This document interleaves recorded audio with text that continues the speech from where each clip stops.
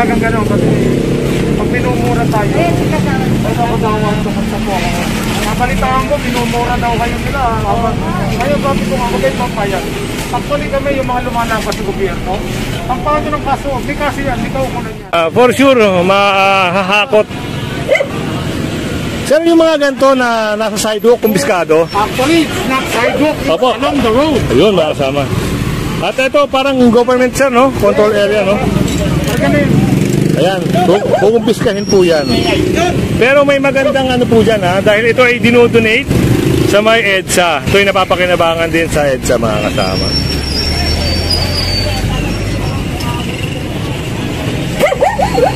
Ayun ang isang malaking problema rito. Taga kabilang ano pa pala to? Yung may mga may-ari nito. Nasa kabilang banda pa. Ayun. Pinaghahakot na nila.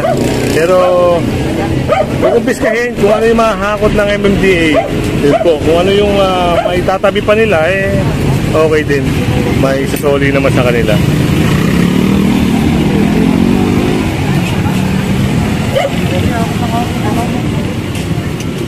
Ay, sorry. Hindi kayo inaway. Sino po mo? Yan, yung may-ari ng matanda na yan. Hindi kayo inaway.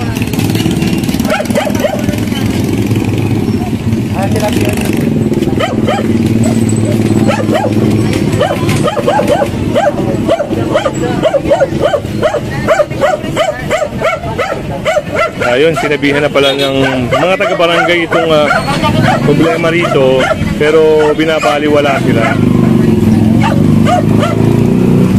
At isa pa, no? Napakadelikado maglagay ka ng aso rito sa may bangketa na pwedeng makadisgrasya.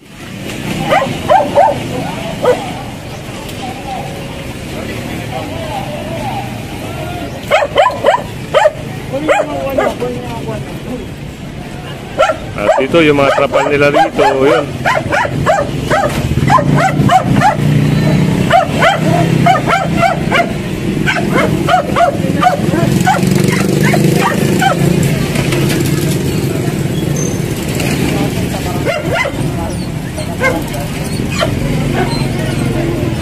At ito, sasakay na rin sa truck yung trapal na yan.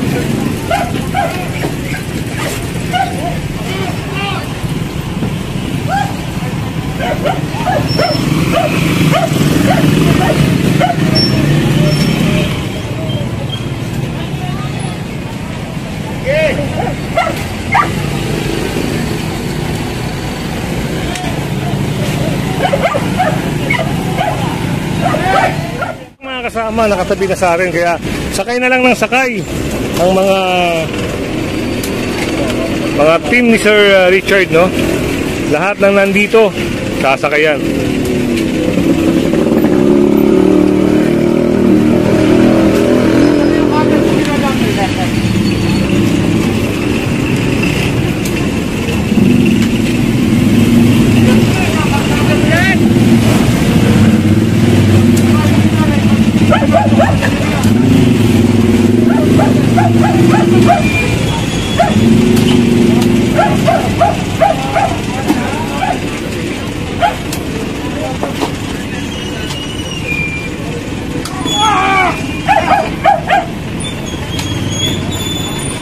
Problema kasi mga kasama, kahit hindi area ni nanay, pinaglagyan niya ng mga halaman niya.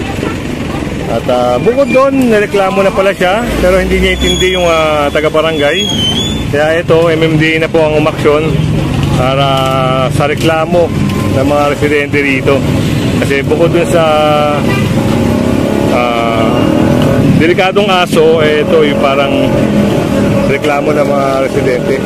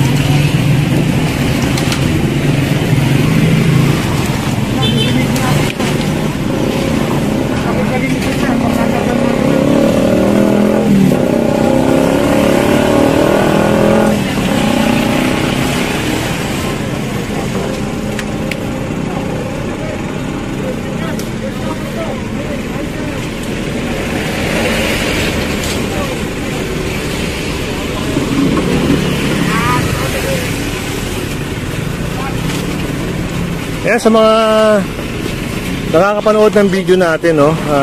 Kung halimbawa meron kayong mga halaman sa lugar nyo at alam nyo na hindi nyo pagmamayari yung bangketa, huwag nyo na pong tangkain na magtanim o maglagay ng mga halaman.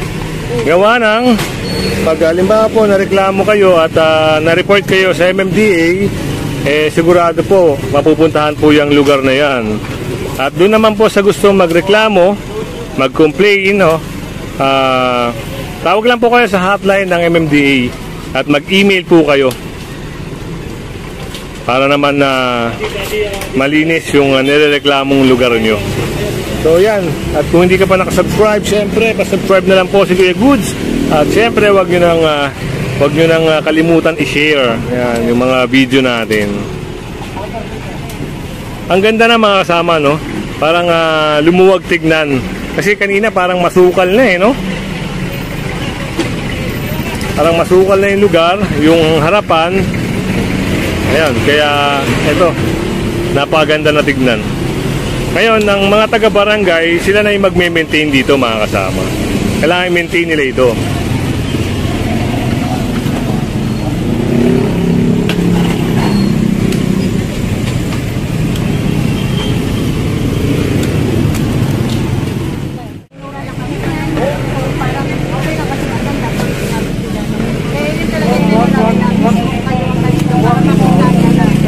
Papayagan gano'n kasi pag minumura tayo, nabalitaan ko, minumura daw kayo nila. Ngayon sabi ko nga, magay papayag. Actually kami yung mga lumalaban sa gobyerno. Ang paano ng kaso, may kasi yan, ikaw ko na yan. Yung simple last, alam nyo, wala ka, yung simple last justification, very, ano na yan, enough na yun para,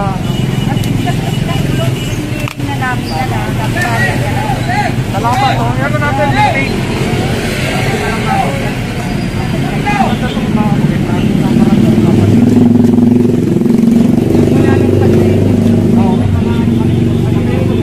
Ito, mapapansin nyo mga kasama, okay na. Wala na. Si nanay hindi na rin lumaban kasi yung balita natin dito talaga namang si nanay lumalaban ng murahan para hindi lang magalaw yung mga halaman niya. So, MMDA na po umaksyon para dito sa complaint na ito. Yan, kung hindi ka pa nakasubscribe, ulitin natin. Pasubscribe na lang po si Kuya Goods. At maraming salamat po. Salamat naman. Sana lagi. Kapag gumagana ko, balik na naman kayo.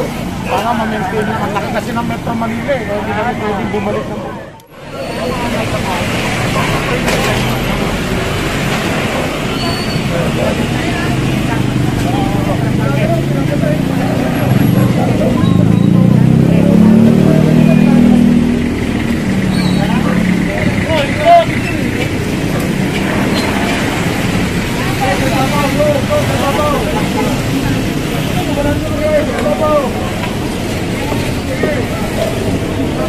At yung mga basura niya mga kasama ay pinababalik doon sa mismong may-ari. Kasi ito basura niya na to. Kaya lalagay doon sa mismong may-ari mga kasama.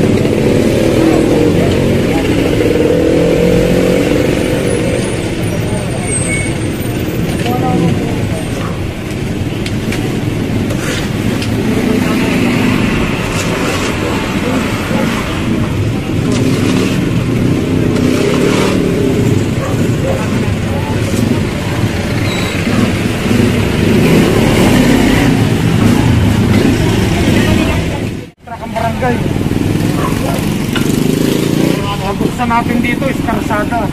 Karsada itong nasaran dito.